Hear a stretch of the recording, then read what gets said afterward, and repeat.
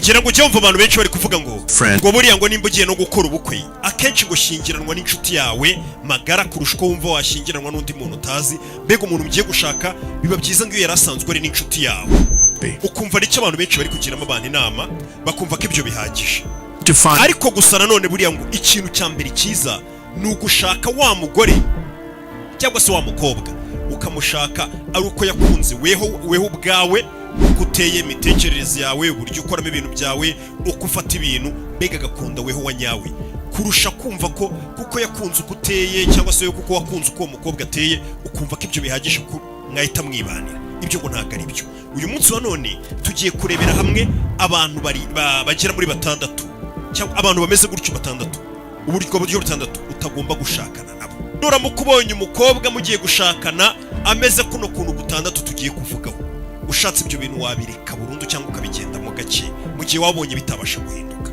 ubwo nituva ku bakobwa turaza no ku bagabo namwe bakobwa mujye mureka gushakana n'abagabo bameze ukuntu ngiye kubabwira cyangwa se mubigende mu gake ibintu ngo tugiye kurebera hano ahanini n'ubushakashatsi bwakozwe bushyirwa hamwe bukunze gutuma ingo z'imitsi zisenyuka ngira ngo warabonye ko ingo muri iyi mitsi zisigaye zisenyuka umuntu muramwambara mukamutwerera mukagira gute hashira ibyumweru bingaye mugasanga urugo rwaranze neza kubera iki akenshi nuko abantu bajya gushakana batareba bino bintu tugiye kurebera hamwe ngo babanze kubyitombera yuko bashakana uyu munsi wa none tugiye guhera ku bagore ariko turaza kuza no ku bagabo nimba uri umugabo cyangwa uri umusore ugiye gushaka umukobwa cyangwa ugiye gushaka umugore hari ibintu ugomba kubanza ukita nubona ibi bintu uyu mugore abifite uzaba umuritse icyambere tugiye kureba nubona umukobwa mugiye gushakana ari bya bindi bita ngo ni umwana mu mutwe hari abantu nyine uvuga turiya muntu kabisa ntago ari macuwa nyine uri ko imyaka arayujuje ibintu byose ariko ugasanga mu mutwe afitemo ubwana bwinshi cyane basore nimba uzi kugiye gushaka umukobwa ukabona afite ubwana mu mutwe ushatse waba ubiritse ubwana mu mutwe ntaho buhure n'imyaka hari igihe umuntu ashobora kuba afite imyaka myinshi ariko ari umwana mu mutwe no mu bikorwa bye ukabona n'undi muntu rwose ni umwana mutonya ariko mu mutwe ni umuntu mukuru n'ibintu akora n'uburyo afatamo ibintu umugore rero tugiye guhera wa mbere ni umugore ngo ufite ubwana bwinshi cyane nivuga ngo umugore usa nkaho atari mukuru bihagije mu mutwe ni wa mugore utazi gufata inshingano ngo aziteho za zindi zisabwa nyine umugore nyamugore yakagombye kuba yitaho ndetse ni wa mugore usanga ngo mu myaka ni mukuru ariko mu by'ukuri mu mubano wo kuvuga ngo abanye n'umugabo ntazi ngo ndasabwa iki ku ruhande rwanjye icyo ntacyo abazi ndetse ni wa mugore wumva ko nimba agiye kubana n'umugabo cyangwa se bamushingiye ubwo agiye kuba nk'igikomangoma akazi giteretse yari mu rugo agiye kumenwaho keya gusa za buri munsi ari umugabo ugiye kujya ahora amwitayeho wakumva nyine gukora ubukwe cyangwa se gushakana n'umugabo ni bya bindi asoma mu bitabo ngo igikomangoma akazi ngo haje kuza umwami aragitwara bajya kwibaniraho biberaho bishimye kugeza iherezo ryose ariko yibagiwe ko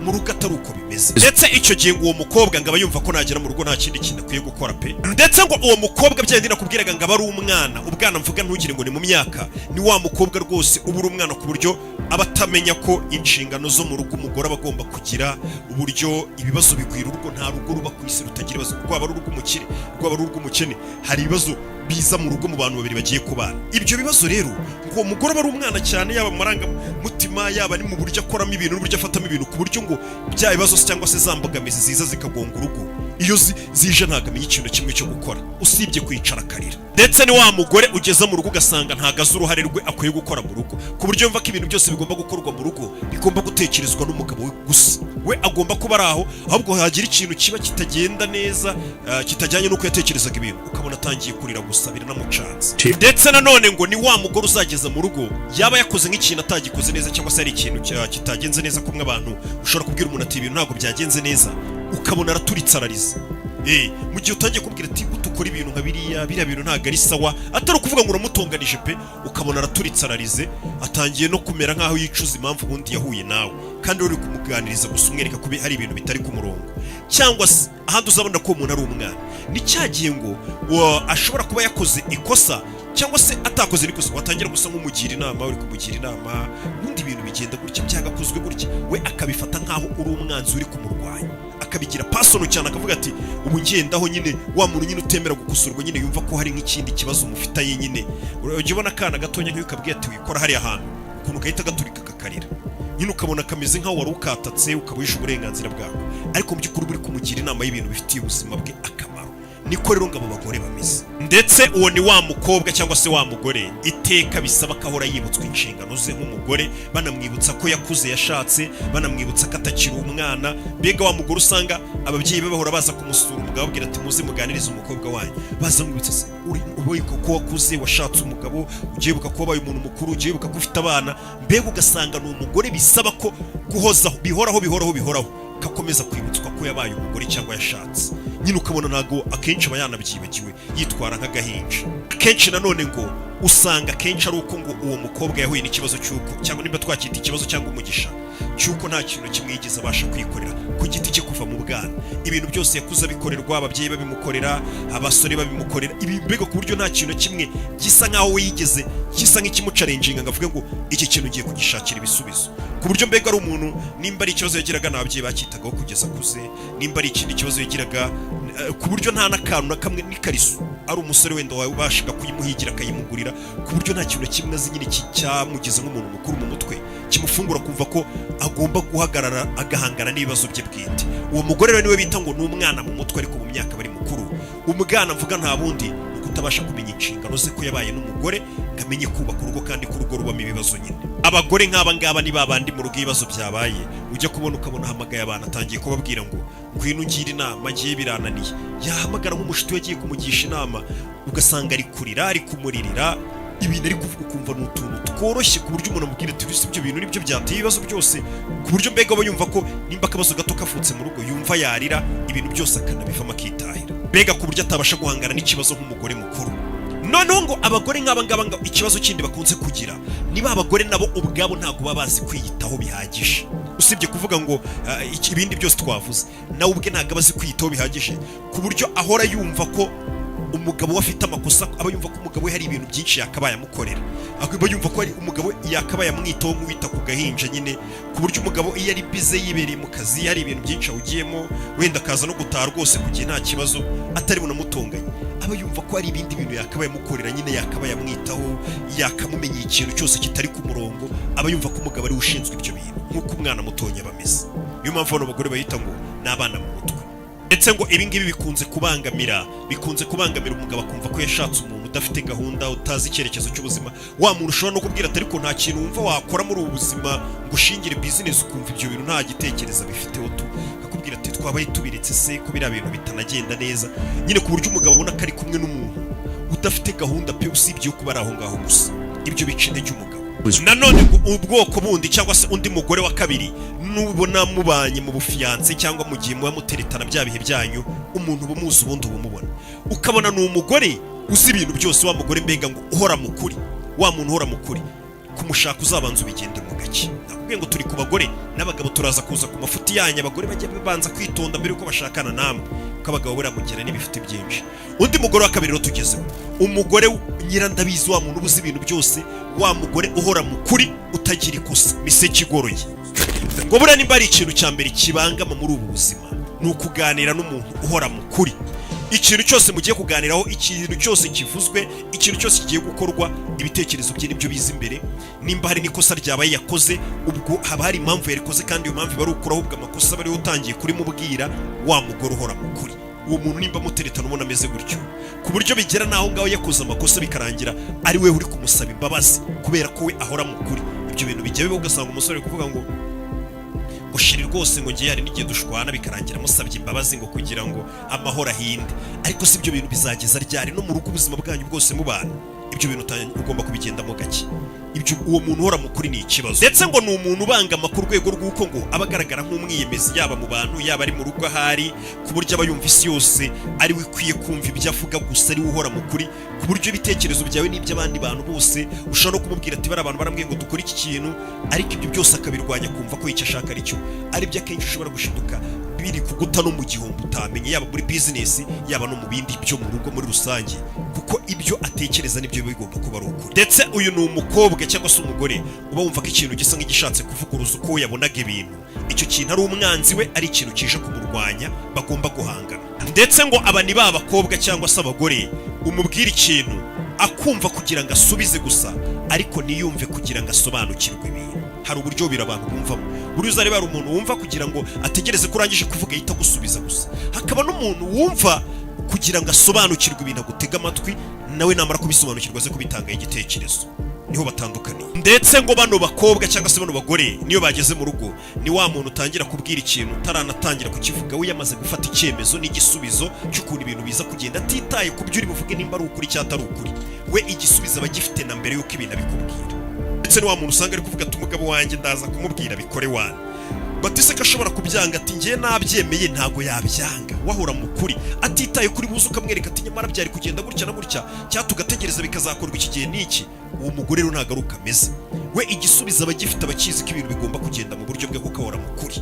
Uwo muntu rero iyo mugeze mu rugo, wenda mwarakundanye byihanganira, iyo ageze mu rugo ibyo bintu birakura cyane ku buryo nubikubangamira ugatangira kwicuza impamvu mwashakanye. Uyu ni wa muntu niyo yamaze gusobanukirwa ko ari mu ikosa, atajya abyemera, akomeza akakugira umusazi. Ndetse ni wa muntu iyo umufatiye mu ikosa yirakaza kugira gusa ngo kugira ngo weho akanakubwira atari kubundi tunabireka, akaba yanakuboroka, kuko nyine agomba guhora ari mukuri, nubwo yaba abizi ko ari mu makosa agomba kwirakaza. Uyu ni wa muntu noneho uba ukomeye cyane mu mutwe, ufunze umutwe ku buryo yumva ko gusaba imbabazi biri buze kumugira umunyantege nyine, agasuzuguro kenshi, akumva ahubwo mwashwana burundu. Umuntu nk'uyu nguyu rero ngo nta kindi azana mu rugo, ni amakimbirane ya buri munsi. Ni rwa rugo usanga ruhora mu makimbirane kuko umugore ahora mu kuri, umugabo atahanye amastress n'ibibazo, ariko ugasanga mu rugo nta kindi cyaba nayo makimbirane na stress n'intonganya za hato na hato. We niyo waba utazishaka kuko hari umuntu uhora mu kuri. Umugore wa gatatu tugezeho rero ni wa wundi bita ngo ni umugore wo mu rwego rw'ikirenga, cyangwa se wa mugore nyine, wa wundi nyine cyangwa se umukobwa, wa mukobwa ushaka guhora ari ku rwego rwo hejuru, ufite class iri hejuru cyane, kandi wenda nanone itanajyanye n'ubushobozi bwe. Mbega ni wa mukobwa mukina teretano ubibona, yaba ari ku mafoto ya postinga, yaba ari uburyo abayemo mu buzima bwe bwa buri munsi. Ni wa muntu uba ushaka kugaragaza ishusho, yereka abantu bo hanze ko ari umukobwa ufite amafaranga, wagezeyo, ubayeho ubuzima bwa gisirimu buri hejuru cyane. Niyo shusho ubundi abahorana mu buzima bwe. Ndetse akaba wa muntu nanone ukunda ibintu byiza gusa kandi ibintu bihenze by'igiciro, usohokera ahantu hahenze hari ku rwego rwo hejuru. Abo bantu uzabona, ukabona umuntu ushobora kumusohokana nk'ahantu hasanzwe rwose, haringaniye, hadaciriritse, ariko ukabona yahasuzuguye cyane kandi adafite n'atanu yo kuba yakwisohokana. Hano hantu haraciriritse cyane kandi wenda ntazi ukuntu uhagaze, mbe ugasanga agira test y'ibintu biri hejuru cyane kandi nta bushobozi afite. Ndetse ngo ni wa muntu uba wifuza kwemerwa n'abantu bose, bamubone nk'umukobwa uri hejuru cyane w'igitangaza, ubayeho ubuzima buhenze, wambara ibintu bihenze, witwara mu buryo buhenze, utemera ko cyangwa se mu myumvire utumva ko habaho ubuzima bworoheje cyangwa se ikintu cyo kwiyoroshya kibaho. Uyu ngo ni wa mugore ugeza mu rugo ukajya ubona mu mutwe w'ikintu kirimo ni ugushaka kwemeza abantu, cyane cyane none gushaka kwemeza abantu batabyitayeho, yaba ari uburyo yambara, yaba ari ibintu atangiye gutuma ugurukazana mu nzu wenda mutari mukeneye, yaba ari ibintu atangiye kukubwira ngo umuhe amafaranga agiye kugura, yaba ari imyambarire, yaba ari inkweto, yaba ari ibiki, ukabona ni ibintu bitihutirwaga cyane, ariko ukabona ko washaka bwa buzima bwo hejuru cyane kurusha kureba ifitiye urugo akamaro.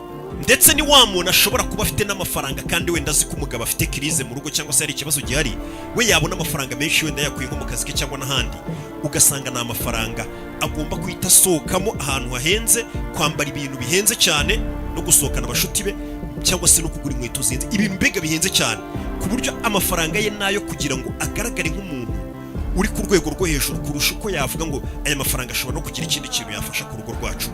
Uyu ni wa mukobwa ngo ugeza mu rugo kubera ubwo buzima yari amenyereye kuba mu rw'igiciro bwo hejuru cyane, mwamenyanye asohokera ahantu hahenze, atari we wahisohokanye, yambara ibintu bihenze, atari we wabyiguriye, arya ibintu bihenze cyane ahantu hahenze cyane, atari we wabyiguriye, agenda mu modoka henze cyane, ataraye cyangwa se yaraye yabonye mu bundi buryo. Uwo muntu rero ngo akenshi ngo iyo ageze mu rugo nanone akenshi ngo ni wa muntu kubera iyo shusho ye nyine yo gukomeza kugaragaza ko ibintu byo biri ku rwego rwo hejuru, ni wa muntu nanone ngo niyo ageze mu rugo wenda nk'umugabo bikanga cyangwa se nawe ubwe amafaranga akaba make, ntago yagira ikibazo cyangwa se ubwoba bwo kuba yasohoka hanze akajya gukura amafaranga aho yayakuraga, yaba mu nguzanyo, yaba mu bandi bagabo, yaba hehe, ariko ya standard ye ikaguma isigasiwe, akaguma kuri rwa rwego nyine rwe bamuziho, bamubonaho, akagaragara nk'umugore kabisa uba mu rugo rutabamo ikibazo na kimwe. Mbega akaba wa mugore nyine ujya ubona nk'umugore nyine wageze mu rugo ukabona ari kukwereka ko rwose ubuzima bwabaye bwiza kurushaho, kandi wenda hari n'igihe haba hari ibibazo, atitaye ngo ubwo nyine nimba wabuze amafaranga yo kugira ngo usigasire rwa rwego wamusanzeho cyangwa se yahise yishyiraho amaze kumenyana nawe, ubwo nyine menya ko amafaranga iyo standard yagomba kuyisigasira agiye kuguca inyuma, kandi ntumustress kuko niwe utabashije gusigasira rwa rwego rwe nyine yamenyereye. Kugira ngo ujye ubibona umukobwa umushatse kuko wamusanze kuri urwo rwego, nawe ushumwereka ko urwo rwego wabasha kurumugumishaho, ntago amakosa hano baraye umugore cyane cyane. Musanze n'umuntu ari bwo buzima bayeho ari ku rwego rwo hejuru, wisume namo amafaranga nawe umweretse ufite amafaranga menshi urwo rwego warumugumisha ubuzima bwe bwose, arakwemereye umujyanye mu rugo, bya bintu wakomeje bya bintu mbega wamumenyereje ntago ukomeje kubasha kubimuha, ukomeje kumwereka kandi ubizi ko ari byo yikundira, ubuzima bworohereye atabuzi. Ku buryo ari nawe akenshi hanini wagiye ubigiramo uruhare, yataka agatelefone ukabwira ati iyo telefone yijugunye ni iy'amakere, kabaguhe telefone igezweho, ahanini ugasanga nawe wabigizemo uruhare. Ariko wagera mu rugo waba uri biceri ugashaka akahita aca bugufi, icyo gihe azasohoka hanze kugira ngo asigasire bwa buzima yamenyereye cyangwa se yakamereye. Niyo mpamvu rero mbere yuko umushaka ntabwo wamurenganya, ubu mubona urwego ariho n'ibintu akunda, nimba ubona ko bishobora kuzakubangamira waba ubiretse gushakana n'umuntu umeze gutyo. Uyu ni wa muntu iteka we icyo areba ni bwa bwibone buba mu muntu nyine, bwa bwibone barambona gute, ndi hejuru ndarenze, icyo kintu yitaho no gusa neza inyuma ku mubiri, ku buryo amafaranga menshi cyangwa se ibintu byinshi yitaho ni amavuta ahenze, gusiga umubiri we, kwambara ibintu bihenze, nicyo kintu we ashyira imbere kurusha izindi nshingano z'urugo zose. Ati uyu ni wa mugore wita ku kuntu ari buze kugaragara ku ishusho yo hanze, niyo mu rugo haba hari ubukene cyangwa hari n'ibindi bibazo, mbega ku buryo ari wa mugore ushobora kubona hanze, yaba muri famiye yasuye famiye, yaba mu bashuti be, yaba ari hanze mu buzima bwe bwa buri munsi. Umuntu wese umubonye akavuga ati uriya mugore ni umunyamugisha kabisa, yagezeyo, uburyo yambara, uburyo avuga, mu buryo yitwaramo, ni umugore wahiriwe rwose. Ariko mu rugo rwe mbega hanze umubona ngo nk'ahari success, ariko mu rugo aba yarananiwe, yaratsinzwe, byaranze. Mbega uyu ni wa muntu muri public aba ari umuntu uri hejuru, wageze ku bintu bye byose yifuza ariko agaragara, ariko mu buryo bwe iyo ari wenyine cyangwa ari mu rugo biba byaramunaniye burundu, aba yaratsinzwe. Ndetse uyu ni wa muntu mu rugo ngo akenshi usanga nta n'akarimo na kamwe yakwibwira gukora, nta kintu kimwe yakora. Mbega ubundi sinzi nimba ishusho twavuga y'ibijyanye n'abantu bavuga ngo uriya muntu ngo ni Slay Queen, sinzi nimba ndi kumva byenda guhura n'ukuntu mujya mubyumva ijambo Slay Queen, sinzi.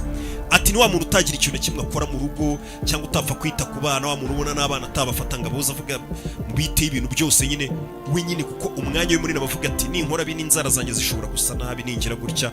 We akeneye guhora ari kurya ifoto imugaragaza neza. Ikintu cyonyine yitaho ni uburyo abantu bamubonamo, ndetse nawe ubwe kwiyitaho kugira ngo abasa neza gusa, kuko n'ubundi ni kuba waramusanze. Rero icyo uwo muntu mbere yuko umushaka wabanza ukabitekerezaho kabiri cyangwa se ukabumuretse. Nanone ngo ikibazo cy'umugore nk'uyu nguyu wenda hari n'igihe nanone biba ari sawa pe, hari igihe amafaranga hari menshi cyane azakomeza mwitaho gutyo nta kibazo, ariko nanone ngo hari igihe iyo usaye nk'ukenamo gatonya cyangwa se ibintu wari usanzwe umumenyereje kumuha ku gihe ntubibone, icyo gihe ngo ntabwo uyu mukobwa, abantu bameze gutya ntabwo bajya bagumana n'umugabo ukennye, ntabwo bishoboka.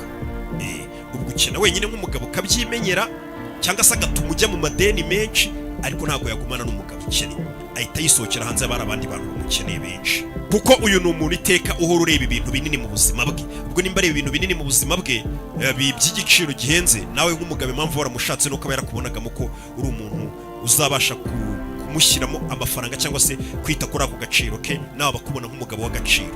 Ubwo rero iyo ubuze amafaranga uba utakaje ka gaciro katumaga asa neza cyangwa se amera gutyo. Icyo gihe gikurikira ni iki? Kuko ubuzima bwe n'ubundi ari ubwo kureba ikintu kiri hejuru cyane, ahita areba undi mugabo kuri hejuru umeze neza, akaba ariwe baba bari kumwe. Nanone rero ngo undi mugore ukwiye kwitondera gushakana nawe, babandi bitwa ngo ni ba drama queen. Uyu ni wa mugore ukunda tension, uhora uteza akavuyo ku tuntu dutonya, ibintu byose mbega ukabona aba yabigize intambara. Abantu nk'aba ngaba bitwa ngo ni ba drama queen usanga ari umuntu ngo urangwa n'amarangamutima menshi cyane utabasha no kuyakontorora, ndetse nanone ngo akaba ari wa muntu iyo yamaze gufatwa n'amarangamutima ntabwo aba yitaye ngo ari mu bantu cyangwa ntabwo ari mu bantu, we abasha no kwisebya. Ndetse nanone ni wa mukobwa nawe uhora mukuri niyo yaba ari mu ikosa. Ndetse uyu mukobwa ahantu uzamubone mbere yuko umushaka, abasore benshi ndabizi mubibona, ni wa mukobwa utiyubaha. Wenda ashobora kuba mu buzima busanzwe ubona ari umukobwa utuje wiyubaha n'iki, ariko ahantu agaragarira ko atiyubaha uyu mukobwa cyangwa se uyu mugore, ni wa mukobwa mushobora kuba muri mu bantu kugira ngo ubone ko atiyubaha, havuga nk'akabazo gatonya mwari muri kukaganiraho cyangwa se iki, adategereje ngo wenda muze kugera mu rugo mu biganireho, ukabona gukubise nk'urushyi mu bantu, akumenyeho nk'ikintu mu bantu, azamuye ijwi aragututse mu bantu, mwasohokeye nk'ahantu, muri famiye, muri imbere y'abantu bakuru, yaba ari ku kazi. Mbega wa muntu udatinya kuba yagusebya wewe ubwawe, nawe ubwiye ari gukora ibyo ngibyo nawe aba ari kwisebya, urumva ko atiyubaha. uwo rero niwe bita ngo ni drama queen. Ngira ngo mujya mubona ukabona umukobwa ari guserera n'umusore mu kabari mu bantu, ari guserera n'umuntu mu muhanda, mbega abantu nk'abo ngabo nyine nibo bundi ukwiye kwitondera. Umuntu nk'uwo wakanye kari gukosara gusebya nawe ubwakisebya, kuko nagatinya kwisebya. Ndetse ngo abantu nk'aba ngaba ni babandi ngo mushobora kuba muri kumwe, mwari muri kumwenda n'abandi bantu b'abashuti banyu, ukabona nk'umushuti wawe atutse nk'umushuti wawe cyangwa aramuserereje mu bantu, baragurutse pe imigurukira baye baraserereye, kandi ubundi bamubonaga nk'umukobwa utuje.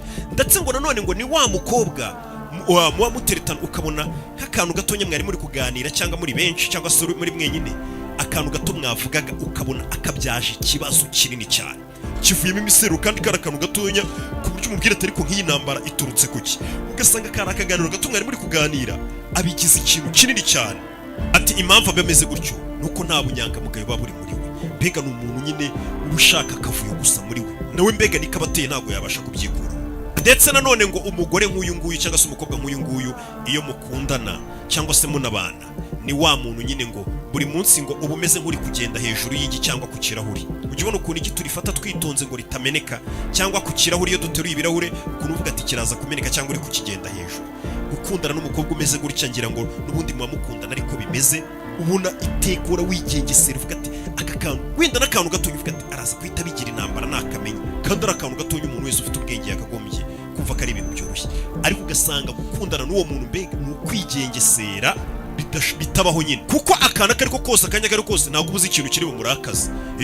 Ikintu icyo ari cyo cyose gishobora kuvamo intambara hagati yawe nawe. Abo nibo bitwa ba drama queen. Ndetse ni nka wa muntu ushobora kubona wenda hari nk'umuntu banyuzeho w'umukobwa, ukaba wenda hari nk'akantu wamufasha cyangwa se wamuvugisha neza, ibwo munsi wose bikaza kuba ikibazo mu buryo uvugishamo abakobwa bavugisha neza, kandi wamuvugishije bisanzwe byo kubaha igitsina gore, ugasanga iyo ni intambara. Urwo ni urugero rwayo rw'iyo drama queen. Akantu gato ku kandi abigira ibintu binini cyane ku buryo bishobora kuvamo ikibazo cyo kugutera stress nk'icyumweru cyose, muborokana mugira gute, ugasanga nibyo mwirirwamo gusa nyine, mbega ukabaho mu bwoba wigengesera ngo gusengo ninkora bino ashobora kwibona nabi nibigenda gutya, kandi ari ibintu bisanzwe abantu ninjya hano ningira gute. Ati umuntu mwongoreri yageze mu rugo nimba mukundana ubona ameze gutyo, nibwo noneho ubona drama zanyazo. Uramubona kameze gutyo mukundana, ariko noneho ibaza yarugezemo.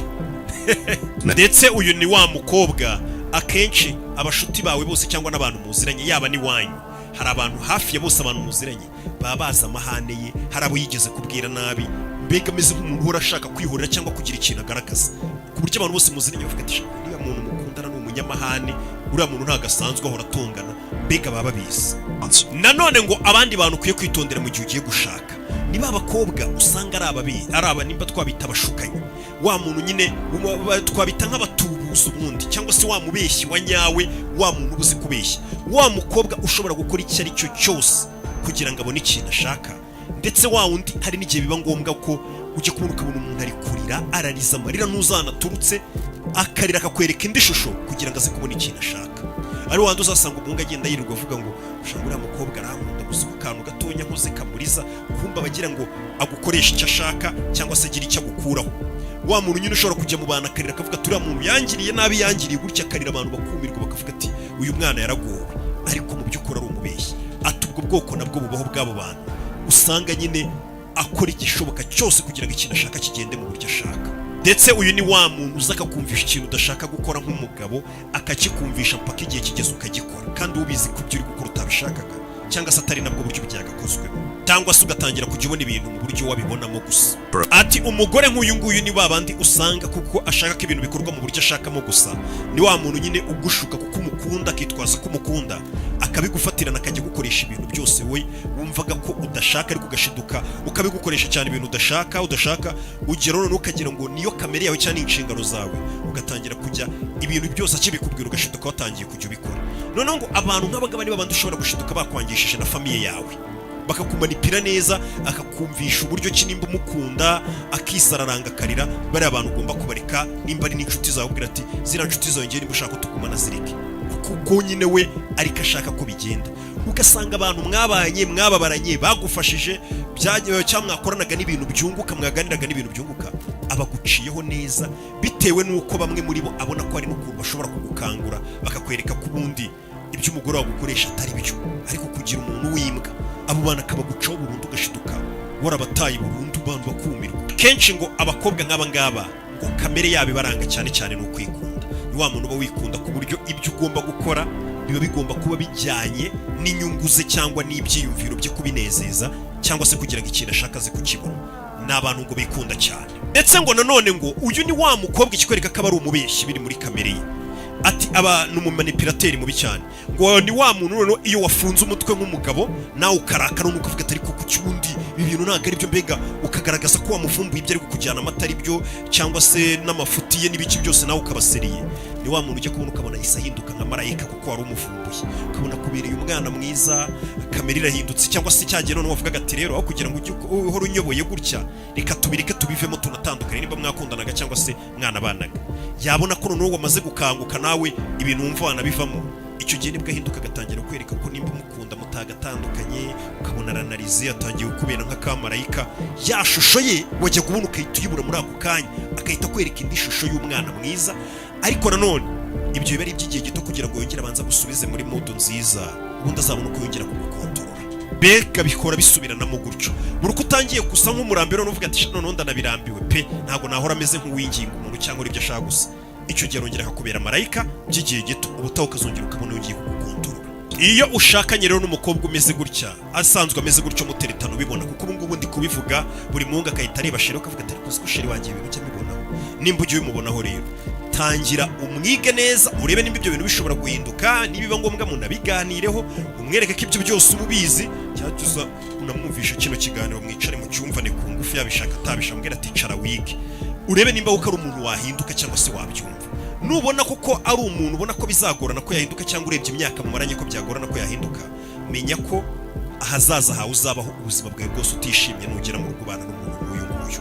Ikindi azakwangisha abantu benshi cyane, uzacika ku bantu, kandi abantu buriya nibo bibi. Nanone ngo hari abandi bagore babona ibintu bibi gusa, noneho nabo aba ni babi cyane. Cyase abakobwa, wa mukobwa ibintu byose ubibonamo ikibi gusa. Uyu nguyu ngo nta kindi azana muri relation yanyu cyangwa se mu mubano wanyu, azanamo ubwoba n'ibintu nyine bigaragaza ko ibintu bitagenda neza, mbega ugahorana ubwoba, ugahora wumva ibintu bishobora kwanga, ugahora mbega nawe ubwawe nta cyizere wifitiye nk'umugabo, kuko ibintu bye byose bihora abibonamo negative. Uyu ni wa muntu muba muri kumwe no mu rugo, ibintu bisa nkaho biri kujya ku murongo, ukabona ari kukwereka ariko nubwo bimeze gutya ngenda abona ibise bizamara kangahe, ese nyine ukabona icyiza cyose ari kukibonamo ikibi, icyiza cyose. Nanone ngo abantu nk'aba ngaba bahora babona ikibi gusa, bahora babona ikibi. Ni cyagiye ushobora kuba wisohokeye, wagiye nko guhiga amafaranga, wagiye muri diro, yaguhamagara rimwe yakubura, ugasanga ibintu byacitse, ati dutandukane, wari uri kunca inyuma, wari uri mu Buraya. Mbega ibintu byose abibonamo ikibi, yumva ko nta cyiza kindi wakabaye urimo. Ndetse uyu ni wa muntu ushobora kubwira ati boss yarampamagaye muri office ye twatindanye wenda n'urugero, cyangwa se akahita akubwira ati ubwo bagiye kukwirukana nyine bya bifuti byawe, nyine ku buryo akantu gatonya kose ukabona ko akabonamo ikintu kibi gusa. Nimba hari na business uri gufungura, umubwiye ati business ngiye kuyikora, ibintu ngiye kubishoramo, agatangira kukwereka ko ugiye kwangiza amafaranga, ari amafaranga ntuyakoreho, biriya bintu bishobora kwangana ba runaka byaranze, mbega ibintu byose akabibonamo ikintu kibi gusa. Uwo muntu rero agenda akazana ubwoba mu rugo, kandi ubundi umugore nyamugore aba agomba kukumotiva akubwira ati sheri bino bintu bigerageze bikore, byananga akakubwira tuzongera ugerageze bibaho, mukirinda ubwoba mu rugo. Mbega uyu nguyu rero aragenda agatuma urugo rwanyu rubaho mu bwoba. Wa muntu mbega ushobora kubana nawe ugashiduka ukora nk'akazi kamwe ubuzima bwawe bwose, arabwira ati ushobora kuva kuri akazi ngo ugiye gutangira business yawe ku giti cyawe, ugasezera akazi ugasanga turakerenye burundu birarangiye, guma kuri aka kazi tumanage utu dufaranga tubona. Nyine ukabona n'ubwo buzima ashaka kubaho, kuko ahorana ubwoba, ibintu byose abibonamo ikibi gusa tu, ko bidashobora kugenda neza. Uyu muntu rero ntago agutinyura nk'umugabo ngo atume bwa bushobozi bw'umugabo nyamugabo, undi buri muntu aba yifitemo ubushobozi bwa bundi nyine bwa nyabwo, buvuga ati ikintu navuze ngo ugiye kugikora, nagerageza nkazagikora, gishobora gutwara igihe ariko kigakunda nk'umugabo nyamugabo.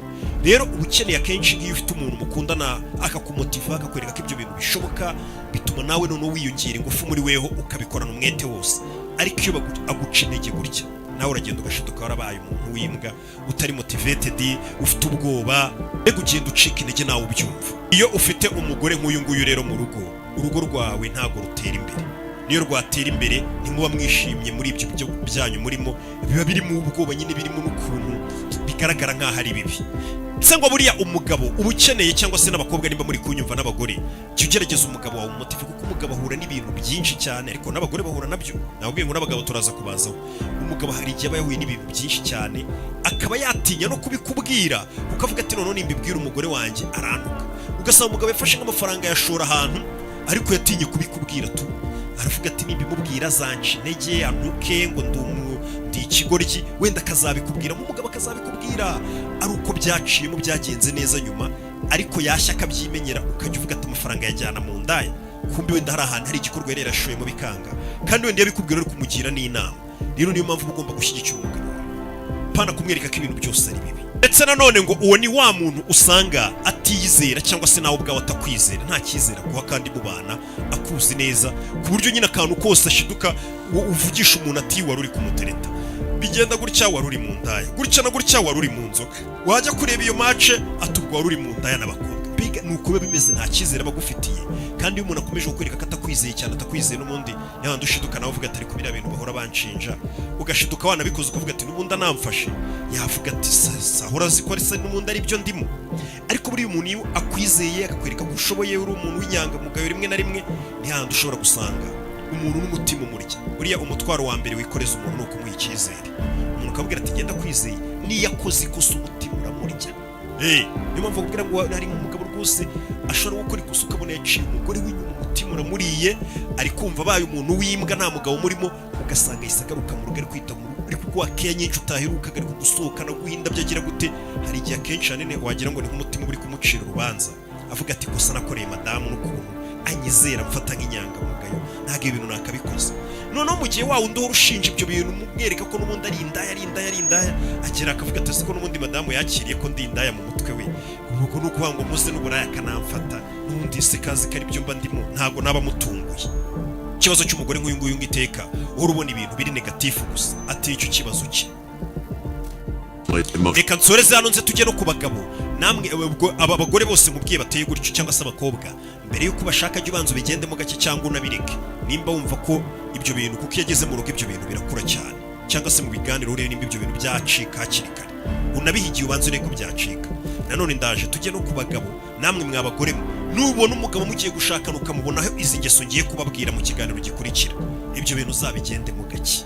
Uwo muntu nimugera mu rugo ingese zakura ndetse n'ahandi usanga umugore yarabaye nk'umusazi mu rugo nawe ubu bigenze mu gake. Reka mbabwire ngo ibuka gukora subscribe ndaje dukore n'ibindi biganiro nimba wumva hari abo nibagiwe izindi ibindi bintu biranga abantu waba uretse gushaka cyangwa se wakwitondera nkaba ngiye ntabivuze bishyire muri comment umbwira ati nanjye rero nabonaga ameze gutya na gutya mba ndetse gushakana nawe kuko nabonaga bishobora kuzabyara ikibazo gikomeye cyane. Wenda hari n'abandi bashobora kubyigiraho cyane cyane ko n'abakobwa bashobora kubireba wenda iyo ngeze akavuga ati ariko akageso nari ngafite wabona mbangamira sheri wanjye hari nahinduka tukuzuzanya.